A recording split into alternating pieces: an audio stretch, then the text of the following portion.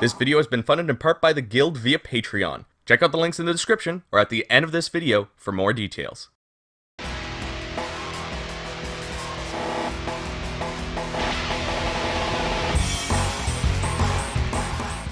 Hello everybody, my name is Chris Gildart, and I have been a Dynasty Warriors fan for a very long time. I mean, I don't really make it that much of a secret. Look at all these games behind me. These are all Dynasty Warriors games, and unlike all the other games in my collection, I've actually played these. I know, it's a shock, right? I spend so much time talking about Warriors games that I actually find time to play them too? I've been thinking for a while now, what would I do if I had the power to create the next Dynasty Warriors game? At this point, with so many games behind the Muso name, there are so many options someone could have for their favorite. I have literally played them all. That includes every Dynasty Warriors. Yes, that means that one. Every Samurai Warriors. Even that one. I have literally played every Warriors game that has ever been released. And yes, that means that one too. I am a Muso connoisseur. I can find something good in every game. That's why I started the pros versus cons review. There is always something good that can be found in any game, no matter how Sonic 06 it is. I've played the lows of a franchise, and I've also played the highs. And everyone's going to have a different opinion of what those points are. Personally, I think that's cool, but I also do have a lot of opinions about what makes a great Muso game. We're going to be covering that here, as well as taking a deeper look at what I would do if I had full control over the creative process for Dynasty Warriors 10. I have a feeling an announcement will be coming sometime this year, so I want to get this out before we hear any details. First of all, I want to say that you might not like some of the things that I'm going to suggest. You may have some different ideas, and I would love to hear them. So, before we go too far, give this video a like, comment with your thoughts below, and of course subscribe if you haven't already. Alright, let's talk about what I would do with Dynasty Warriors 10.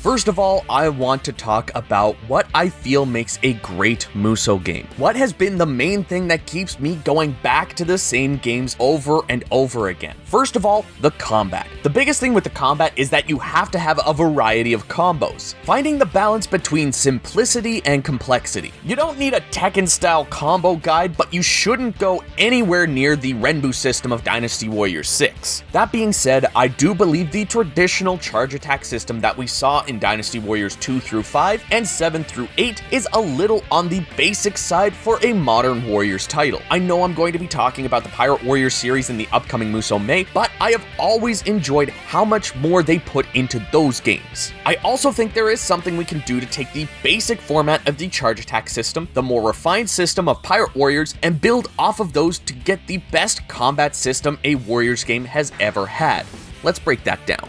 First off, we're going to go with a light, medium, and heavy attack system. Square being your light attack, which will be your normal combo set that you may be used to. Medium would be mapped to triangle and would be a relatively decent hitting attack that doesn't sacrifice too much. This may not be a wide AoE attack, but it could get the job done on foot soldiers and some named nobodies like gatekeepers. Heavy attacks would be mapped to circle and would be the big damage dealers. These would leave you more open to enemy attacks. Maybe it needs to be charged up, or your character needs to get in position to properly execute the attack. You may take more damage this way, but if you're dealing with someone like Lu Bu, these sort of attacks could help you take him down faster if you're able to get them in. The way this would be done is pretty simple. Your square combo would be normal. I would probably extend the combo to 8 hits instead of the classic 6 though. You can end your combo at any point similar to the charge attack system, but you can choose between a medium or heavy attack. The idea being to add a little more strategy when you're fighting large groups of enemies or a very strong general. This adds a little extra bit of depth that I've been wanting in my Warriors games for a while now. This brings me to the next stage of combat, Musos. Since Circle is taken by the heavy attacks, I would incorporate the R1 special moves of Pirate Warriors 4, but I would mix in a little bit of Ken's Rage here. Unlike Pirate Warriors 4, these skills will deplete a certain number of Muso bars. You'll earn Muso just like before, dealing or taking damage, but when you use heavy attacks, you'll earn more than you would with a normal or medium attack. These R1 special moves will be a good mix of stat buffs, which may be on a cooldown, moves that leave your enemy in a certain state, which may only use one bar, and character-specific special moves which will use multiple bars depending on the area and damage. Each character would also have a decent variety of special moves. This wouldn't just be like Dynasty Warriors 8 where each character has 3. I would say a minimum of 5 special moves that all have their own unique cinematic animation. I'd also rather these moves be closer to the ones we see in Dynasty Warriors 7 and 8 rather than the long string of attacks from Dynasty Warriors 2 through 6 or 9. I always preferred these because they were a little bit more flashy and were always more useful. Look, I love Gan Ning running around, but when was that ever useful in combat? I would also carry over hyper attacks, but I would make them closer to what we got in Samurai Warriors 5. If you press triangle repeatedly, you can swing your weapon forward to gain some ground and mow down enemy troops on your way to the next part of the stage. The big difference I would do is make it so the damage is less than your light attack string. Make it only 6 hits instead of the 8, and you don't gain Muso while using it. Hyper attacks would only be meant to help you get kills in from point A to B if you're strong enough to take troops out in one hit. If you hit square, it'll slide directly into your light attack string similar to how it does in Samurai Warriors 5. But if you hit your heavy attack, this will be similar to the hyper attack finishers in Samurai Warriors 4. This would be a great way to finish your hyper attack combo if you're coming up to a unit that can counter you, like enemy generals or shield soldiers. If you use a hyper attack against these units, they won't just block you, they'll counter you and deal damage. If you press your heavy attack, they will just block you and you'll bounce back, but you'll be open for potential attacks. If you're running, you can just press square to start into your light attack combo, similar to pressing square during a hyper attack. Same thing goes for pressing triangle while running. You'll just start your hyper attack combo. But if you press circle while running, you'll do a dash attack. This is similar to what we've seen before with running normal attacks. But if you hold circle while running, you'll do a nice, devastating running attack. This will be a little slower with a larger area, so again, bringing back that risk and reward. This is actually inspired by one of my least favorite games, Dynasty Warriors 6, where we had running charge attacks. I also thought that was cool and was so confused why no other game did that. Besides this, we'd also get rid of jump. I never really understood why modern Warriors games still have a jump function after so many great games replaced it with a dodge or sidestep. I always preferred that to jumping on X. L1 would be guard, L2 would call your horse, R2 would change your map. You gotta keep some things intact. Speaking of the map though, I always loved it when games let you remove the map whether you were holding R2 or pressing it twice. So why not include that here, right? So we now have every button on the controller mapped, right? Wrong. Let's do something crazy here and bring back taunts by pressing R3. Similar to Dynasty Warriors 4, they will break guards, but this time they will be more effective. If an enemy is guarding, it'll break that guard. If the enemy isn't guarding, it will stun them for a moment, allowing you to deal a little extra damage. This means that if you're in a one-on-one fight against an officer, it'll be more useful than if you're surrounded. Options would obviously be pause, but let's keep weapon swapping in by pressing the touchpad. The only button I won't map is probably L3, but that could also be a rage option. Now this does leave the D-pad. Warriors games haven't used those to move your character in a long time. Well, this brings in a new function that's similar to the Citadel mode in Samurai Warriors 5, but with much more functionality. You see, in Samurai Warriors 5 Citadel mode, you summon different troop types to guard the area that they're summoned in. With Dynasty Warriors 10, what I would do is have the player take over bases in a similar fashion to games like Hyrule Warriors. Once you deplete the base's health, the base keeper appears. When you defeat them, you'll get a random troop type that will be mapped to left, up, or right depending on which is empty. You can then summon that troop to fight in the area you summoned them until they die. There will be rare troops, including actual officers, by completing certain goals throughout the stage. At the end of the stage, you'll have a chance to unlock that troop type and take it into battle with you mapped to down. This troop type, however, will not be a single-use troop. It will be on a cooldown, but you can summon it anywhere you want. The secret troop types will be much stronger, but would not be able to be summoned in more than one spot at one time. So if they're still alive and fighting in the first area when you summon them again, they will just move to the new location, whereas normal troop types will be able to be summoned at multiple locations since they're weaker. I think this will come in handy when playing on harder difficulties. Certain stages in modern Warriors games can feel like they are designed for more than one player to tackle everything while protecting your generals. These troops can be summoned to protect the main camp while you go off and take out more enemies. enemy bases. I also feel like this will be a neat idea when Dynasty Warriors 10 Empires is released. I would also plan to have a more robust AI system. In most games, I don't notice too much of a difference between easy and normal, and similar to normal and hard. So to help with this, we will have everything from very easy or novice to a very hard or chaos, maybe even a further option. I think by making a larger difference in AI aggression for each difficulty will make the game feel just as accessible as many other modern Warriors games without alienating the longtime fans that really want to see a harder Warriors experience. On chaos difficulty, you're really going to want to make use of all of the mechanics I mentioned before just to make it through the stage. I would say that normal troops will start to guard on normal, while they'll even start dodging on very hard, meaning you really need to think about whether you're going to be using a heavy attack or not. On easy and below, only major troops and officers will use Musos. Normal, I think, should feel like normal in Dynasty Warriors 4, while easy can be like Dynasty Warriors 5, and novice should be closer to what we would experience in modern Warriors games like Dynasty Warriors 8. This way, if you want that turn off your brain and press square experience, you can get it. But if you want that hard as balls gameplay of the classics, you can also achieve that on hard. Or if you really want to test your skills with a real challenge, you can jump to very hard. One thing I do want to touch on is weapon switching. Some people, like myself, make use out of it in every game that it exists in. One thing I would like to bring over from Samurai Warriors 5 is the weapon leveling system. By using that weapon over and over again, you'll increase its level, opening up special skills that are weapon specific rather than character specific. You'll also slightly increase the damage of that weapon. This won't be a significant amount unless you compare level 1 to the max level, which I feel should be 10 as a reference to Dynasty Warriors 4. This will also help you build the character you want. If someone wasn't given a weapon that you like, you can level up a different weapon and they will almost feel like they were given that weapon as their EX. Speaking of which,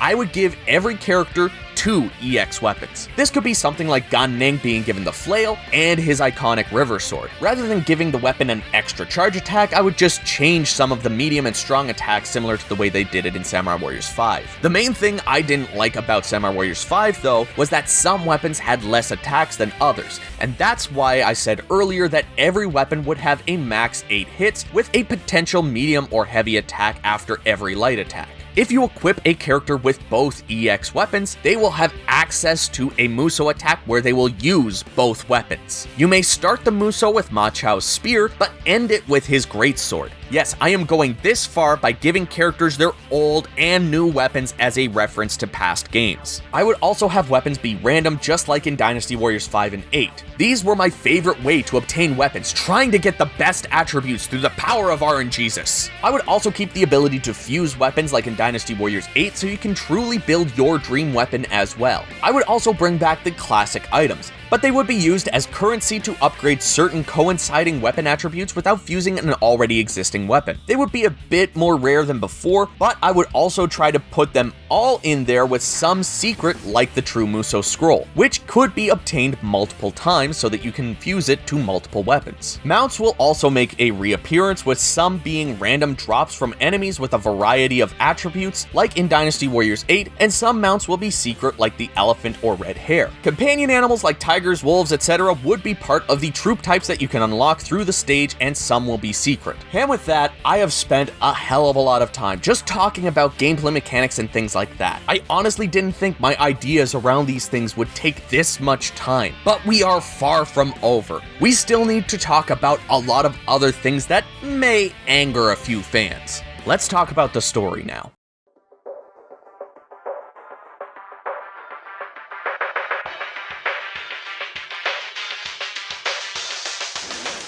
Story in a Warriors game has always come secondary to me. If it doesn't have a good story but has great mechanics and gameplay, I'll likely come back to it from time to time. But if it has a great story, then that just makes it that much better. Games like Dynasty Warriors 7 and 8, Samurai Warriors 5, Fire Emblem 3 Hopes, and even games like Ken's Rage 1 and 2 were a blast to play through because the story was just that good. That's why I want to keep that sort of storytelling alive in Dynasty Warriors 10. So how I would do that is something similar to Samurai Samurai Warriors 5 with multiple routes having a main story and sub-story stages. It would be split between all of the factions rather than be character specific. This would be closer to Dynasty Warriors 4, where I literally mean every faction. Yuan Shao would have his own story along with the Nanman, Lu Bu, Dong Zhuo, and so on. You'll even get to play as other faction warriors during certain stages. You'll be able to play as Guan Yu during Wei's story at the Battle of Guandu. The way I envision the story taking place is with a Chapter 0. This will be the Yellow Turban Rebellion. There will be at least 3 stages. The first stage will have a cutscene showing all the different armies preparing for battle. You'll get the opportunity to choose between Cao Cao, Liu Bei, and Sun Jian when picking your character for this stage. The stage will play out with different mid-stage events and conversations and goals depending on who you choose. The second stage will have you choose between Xiahou Dun, Guan Yu, and Huang Gai. The third, letting you choose between Xiahou Yuan, Zhang Fei, and Cheng Pu. If a demo were to be released for the game, this would be where that ends, giving you a whopping 9 characters for a demo, but you can only choose those characters during the specific stages. I wouldn't put a free mode in.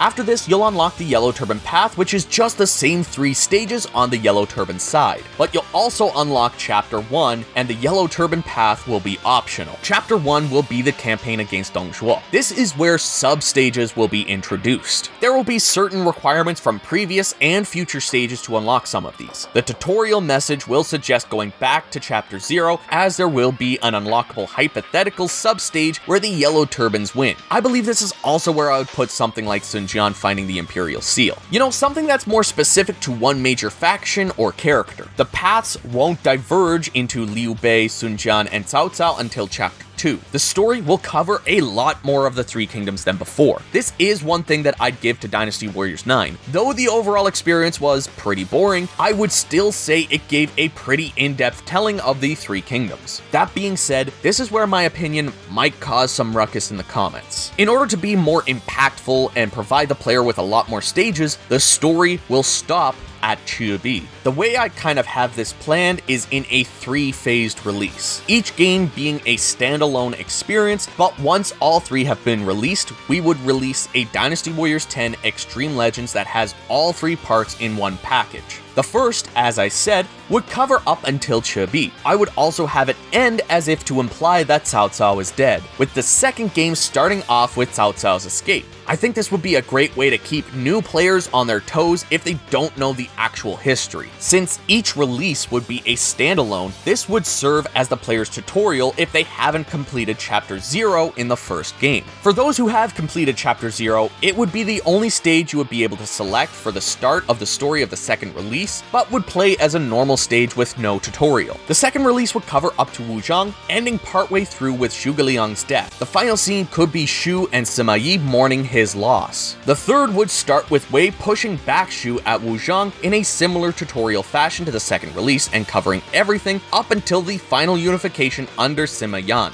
I honestly don't know much about the history after Wuzhang, so I would really like to see them give it the same sort of treatment as the lead up to that point. This is why I think 3 separate standalone releases would be perfect. That being said, I also believe the best way to release them is both physically and digitally. Each game will have an install option where if you bought the game physically, it would install the digital file so it can be combined with other releases. This way you don't have to wait till all 3 games are released to buy Dynasty Warriors 10 Extreme Legends, but if you wanted to wait to get the complete experience, like waiting for all the episodes of a show to go up so you can binge the entire series, you can do that. If you buy them digitally, this will be done automatically, and the install option will be grayed out. This brings us to the discussion of roster. For each individual standalone release, the roster will be limited to only those who appear throughout the story. So if someone dies between the Yellow Turbans and Chibi, they will not appear in the standalone of the second release. But if you install the data from both games, you'll be able to play as all characters in all stages in free mode. I would also have specific points in the story where everyone that's alive will age up. Cao Cao and Liu Bei could both start off clean-shaved and slowly develop their iconic beards as the game goes on. Some characters will have completely overhauled costumes. These will be the major characters in the story, like the leaders, Zhao Yun, Guan Yu, Zhang Liao, etc. Then we'll have the minor playable characters that just have more aged faces. Maybe grow more hair or go gray. These will be characters like Xu Huang and Ma Chao, and others that may only have one or two major moments throughout the story. This will be a drawing point to get all of the releases. Each age will be its own costume for those characters. When you have older Cao Cao in the second game, you can take that costume to the Yellow Turban stages if you have both or the Extreme Legends release. Characters that appear in multiple releases will get a new skill or special move with each game along with their new costumes. To make each release make more sense as well, we'll have level caps based on how many releases you have purchased. The level cap will increase by 50, so a max of 150 unless a major DLC is released and increases it to 200. This will also make it easier to scale the stages in a way that makes it more intuitive based on how many releases you have purchased. If you start with the second release, you'll start at level 1, but you'll be able to tackle the escape of Chebi as if you were playing the Yellow Turban stage for the first release. But if you bought both the first and second, the difficulty would increase for the escape of Chebi, so it won't be too easy for you. This way you can start wherever makes sense for you. If you only like the story up to Chebi, you can only get the first release. If you don't really care for the early story but you enjoy everything from Chebi to Wuzhong, there's a release for you. If you can't afford the first release, but you can afford the second when it comes out, you can buy that until you can wait for the first release and play through all of the early stages. But if you want to experience everything from start to finish, you can do that as well. As for the roster, I would only introduce one new character per dynasty per release, but have unique NPC style characters as well. This would help the story so that there's not a bunch of generics depending on the stage. I would probably make someone like Yao Hua an actual playable character, but would make Zhang Bao and Zhang Liang unique NPCs. Yan Liang and Wen Chou would also be good ones. Essentially, there should be 2 to 3 unique officers per faction, and no commander should be a generic character model either. These characters will be unlockable, not DLC, but they will not have an EX weapon or character-specific skills or musos. This will make it easier for the team to focus on building the gameplay and story instead of trying to pad out the character roster. I would also bring back all of the weapons from Dynasty Warriors 8 Empires and build off of those movesets for Dynasty Warriors 10. Some of those weapons won't make an appearance depending on which release you have, but they'll all be there for the Extreme Legends pack or if you have all 3 releases. I'd also bring over the new weapons from Dynasty Warriors 9 and its DLC. There would obviously be a couple of new weapons, but not a whole lot. I'd focus first on expanding the gameplay and the mechanics before introducing a bunch of new weapons to the mix. The last thing about weapons I'd mention is that I want to be sure no generics have the same weapon as playable characters. The unique NPCs should fall into this bucket. In order to do this, I would bring back the old sword, pike, and spear movesets from Dynasty Warriors 5 and expand on them for the light, normal, and heavy attack system. I might add something else in there like Sun Quan's old sword moveset from Dynasty Warriors 7 and 8, so we have 2 sword styles. These can also be used by the player, but no one would have them as an EX weapon.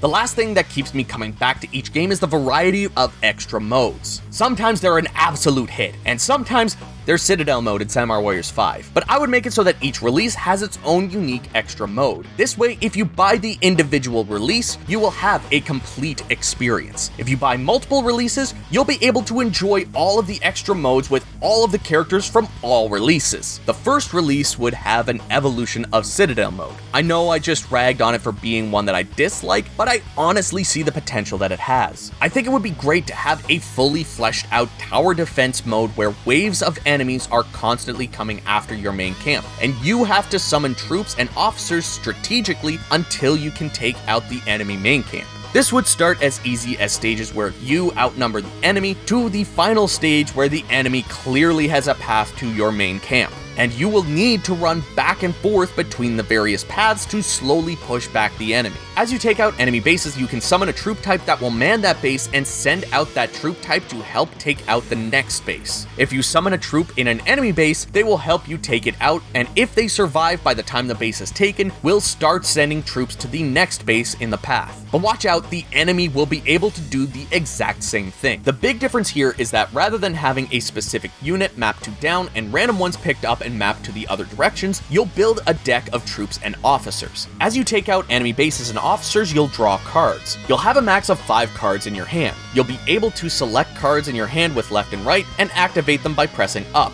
You can discard a card you don't think you'll need with down, but you won't be able to draw a new card to replace it until you take out a base or officer. The troops and officers you unlock in the story will be able to be used in this mode, with some really secret cards only being available through this mode. Once you unlock them here though, you will be able to use them in story and free mode. The second release could have something along the lines of Ambition mode in Dynasty Warriors 8. Honestly, one of my favorite extra modes. The big difference I would have is that you're not trying to build a castle to welcome the Emperor. Instead, you're building a city. As you build up your city, special troops, officer cards, weapons, and items will become purchasable through various merchants. You'll need to complete a mixture of full-on battles and smaller maps with minor goals to fully build your city until it goes from being a small village to a major city. I think this mode will be a fairly straightforward affair. I would just want it to be Ambition mode, but better. Maybe you'll have visitors that will propose certain things to you, like a merchant who wants to spend some time in your village, and while they're there, you'll earn more gold, or a strange man wanting to stay. If you let them stay, you'll earn points towards building your city, but there's a chance they could actually be a bandit. If they turn out to be a bandit, a battle will begin where there will be a chance for you to lose some of the townspeople in the process, depending on how well you do in the stage. In order to fully grow your city, you'll have to make the right choices between stages. There could also be a resource management side to it as well,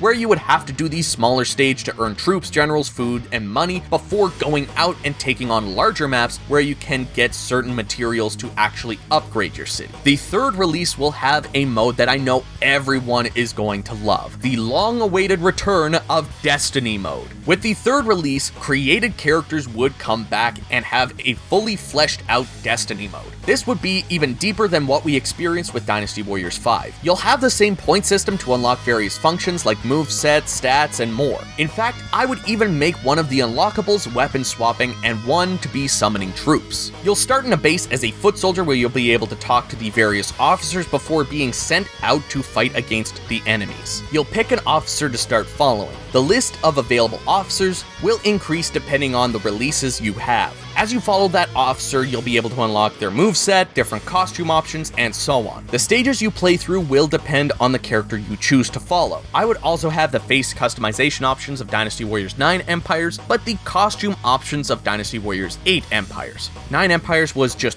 way too limiting. As you go along through Destiny mode, you won't be able to select your color because it will be determined by the faction that you're with. But when you finish Destiny mode, you'll be able to make all of those changes. This will also be how you unlock a lot of your costumes. But there will also be officer and troop cards to be unlocked of pre-made characters based on various historical and mythical figures. There will also be a chance to unlock a troop card of a character you created with stats depending on your performance throughout this mode. And you can, of course, just create your character without actually having to go through Destiny mode if you want. And that's pretty much my idea for the games. Each release would probably have some sort of subtitle so people don't mix up the physical releases. The first could just be called Dynasty Warriors 10, the second could be something like Dynasty Warriors 10, an eternal rivalry, referencing Zhuge Liang and Sima Yi, but also the fight over the land between the different factions. The third could be Dynasty Warriors 10, a fight for unification. I honestly haven't put that much thought into this part as much as everything else, but I'm actually not fully through here. I have a hot take that most people may not agree with. DLC is important for a Dynasty Warriors game to last long. I think there's lots here for a player to sink their teeth into. Each of these releases will likely come out about 8 to 12 months apart, so you can take the time to platinum one before the next release. But what if you do all of that and you have months before the next release? Well, that's where DLC comes in.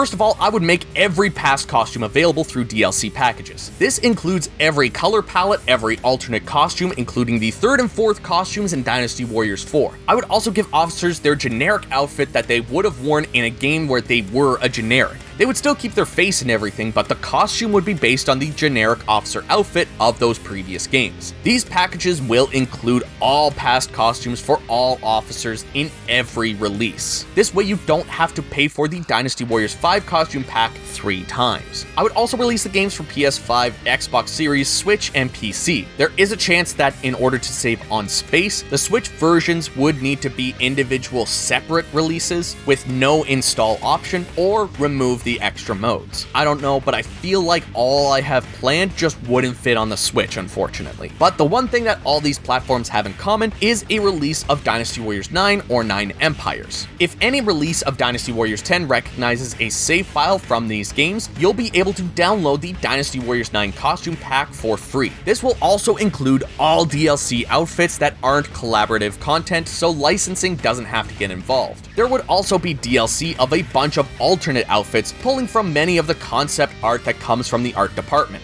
I love looking through Muso art books and seeing the concept art that we never got to see in-game. I would also include Dynasty Tactics costumes, Romance of the Three Kingdoms costume packages, as well as all of the Dynasty Warriors 1 outfits. It always perplexed me why they limited how many characters got this costume in Dynasty Warriors 7 and 8, especially how the characters who got it in 7 didn't get it in 8. I would also include DLC weapons. There will be a handful of new weapons, but the major DLC pack will be the classic weapons. I would plan on releasing all of the weapons and movesets from Dynasty Warriors 5. These would, however, lose the heavy attack. I would only keep the normal and charge attacks as well. I wouldn't include the Musos here either because they would be too different, but I think this would be a great pack for people looking to have the classic movesets in their modern games. You could actually go into battle with someone's Dynasty Warriors 4 outfit and Dynasty Warriors 5 weapon. This brings me to the final major DLC plan, DLC scenarios. This could be a handful of hypothetical scenarios that get added to the story mode. Things like what if Sun Jian survived, what if Lu Bu won at Xia, etc. These would also have new mid-stage events, which will really make people want to play through them over and over again. But that's not all. I would also plan to release remastered old stages from the previous games, complete with mid-stage events as well. This was one thing that I was really disappointed about when playing the remastered DLC stages in Dynasty Warriors 7 and 8. I even started a new series on my channel so I could talk about stages like these called Expanded. You can find my review of the Dynasty Warriors 7 remaster of Dynasty Warriors 5's Guandu in the iCard. But if I were to release remastered stages, they would be fully remastered with events and everything, including all the previous remastered stages from Dynasty Warriors 7 and 8. This way, you can go into a remastered classic stage with the classic costumes and the classic weapons. In fact, I would add an option so that you can not only change the playable character's costume, but you can also change their weapon. This way, if you want the fully classic experience, you can get it. If you want Dynasty Warriors 3 HD, you'll be able to have it in Dynasty Warriors 10. Now, I know a lot of people are going to say, this seems like a lot of money I'm going to have to spend. But that's the thing, you don't have to spend it unless you want it. All this DLC will just be added content to help you get the most out of your game. Each release will essentially be a single game's worth of content. It's not like you're getting a half-developed game where you have to pay for more to get the rest of it. You're going to end up with lots to do anyways between the story modes and extra modes, unlocking all of the secret weapons, items, officers, and troop cards with each release that you won't notice that the roster or story has been cut. And when you have all 3 releases and all the DLC, you will literally have the ultimate Warriors experience ever. And that is what I would aim to do if I had complete 100% creative control over Dynasty Warriors 10. Anyways, everybody, thank you so much for watching this video. If you enjoyed it, give it a like and subscribe for more. Also, let me know what you would do with Dynasty Warriors 10 in the comments below. And if you'd like to help support this channel and what I do here, you can join the guild just like these awesome people that you're seeing on screen right now. You can join their names at the end of every single video for just $1 a month over on Patreon, or you can donate in a one-time fashion and join the volunteer unit over on Ko-fi. There are other rewards and other tiers as well, so check out the links that you see on screen, and I will see you all down in the comments.